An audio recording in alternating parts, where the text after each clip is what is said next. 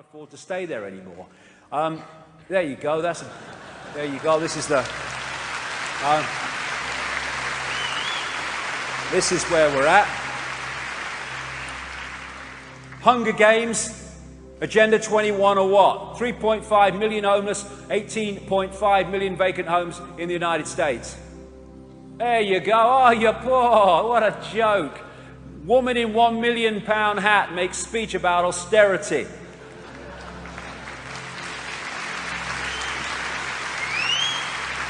Praying for starving children while sitting on a golden throne.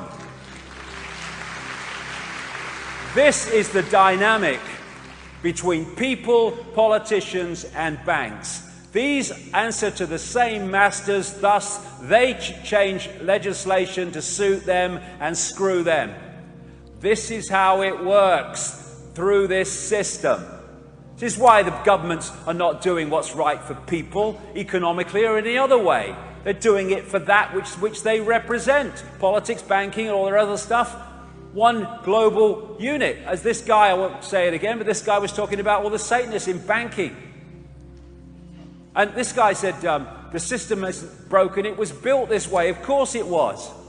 You know, let's get this right. I go to a bank, and you lend me money that doesn't exist, and then I pay you interest on it, plus the bloody principal, right? Let me get my head round that. But that's what's happening. They've created a system, because of the dynamic of the politicians representing the banks, legislation has been passed that allows banks to lend at least 10 times what they have on deposit, fractional reserve lending. So every time we borrow $50,000 from a bank, or putting $50,000 into a bank, let's put it the other way, they can now lend 10 times that, which doesn't exist, to other people that come and want a loan. It's interesting when you follow this around the banking system. One loan. I go for a loan. Can you lend me £50,000? Yes, I can. Why were you going to lend it me? I'm going to type £50,000 into your account. Where's it coming from? Oh, just type it in. That's no problem. So, okay, now you've got £50,000, right? Which we have created out of nothing. Fresh air. Okay, so you get it. In theory, these figures on your screen. You see a car you like. You go over here. And you say, I'll pay for the car. You give him 10 grand or 5 grand for the car, whatever. He then takes that money and he puts it in his bank. Now this bank can lend 10 times that which has come from this, which was created out of bugger all in the first place. And when you follow this through the banking system, the amount of money that can be created from a single loan that was out of nowhere in the first place is absolutely bloody fantastic. These people, if they were charged with criminal activity, they would have to reincarnate many times to finish the bloody sentence. But it's worse than that, because who creates money? Governments create money. No, they don't. Overwhelmingly, private banks create money by issuing non-existent money called credit. Thus, this is how the economic cycle goes. Banks issue lots of credit. A boom is created. In the boom, people feel more confident because they've got lots of orders in their business and they've got jobs look safe. They borrow more money. Companies borrow money for more plant and machinery. People borrow money to go have a bigger house, a bigger car, or a bigger holiday, or whatever. What happens in a boom is people tend to get more and more into debt, credit card, and all that stuff. And then at the optimum point, the fishing line has gone out there, now they're pulling it in. They create a crisis or a reason to take money out of circulation, not make as many loans. What do they call it in 2008? A credit crunch. Nice one. And then suddenly there's not this same amount of money in circulation, even non-existent stuff, to create the economic activity that was created before. So suddenly people can't buy as many things, people don't sell as many things, and therefore businesses start to shed workers or go out of business. People can't pay their mortgages, so they lose their homes. And the banks that have created this situation by lending money that doesn't exist plus interest then get all that wealth that does exist as they call in loans of collateral.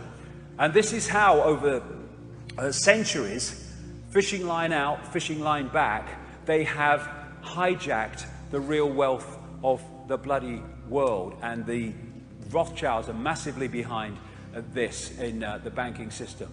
This is Nathan Rothschild, the man who was responsible for building up the Rothschild empire in Britain. I care not what puppet is placed upon the throne of England to rule the empire on which the sun never sets. The man who controls Britain's money supply controls the British Empire, and I control the British money supply. And if you have one single currency, whoever controls that money supply controls the bloody world. That's the idea.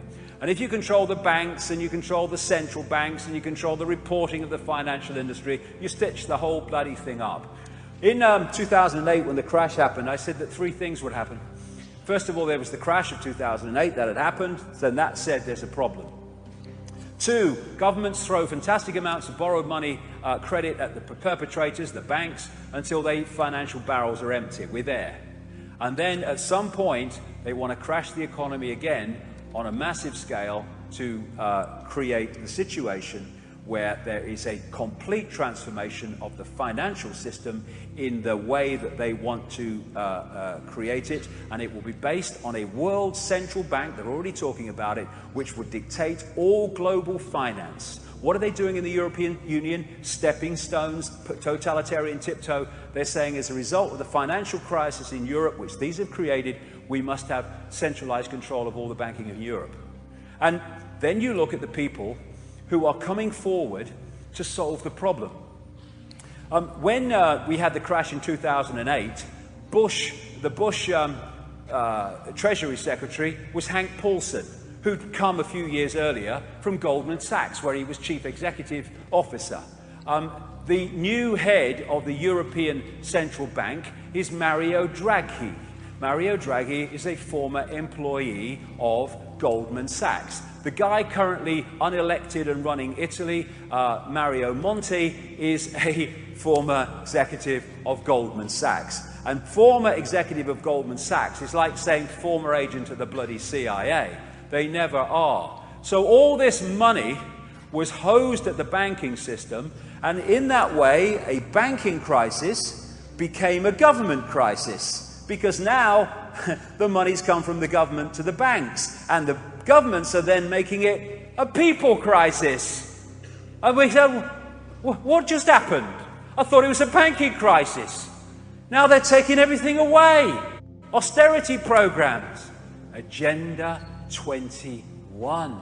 That's what it's all about. And see, what they want is a single currency. That's what they want. So the euro was never an end in itself.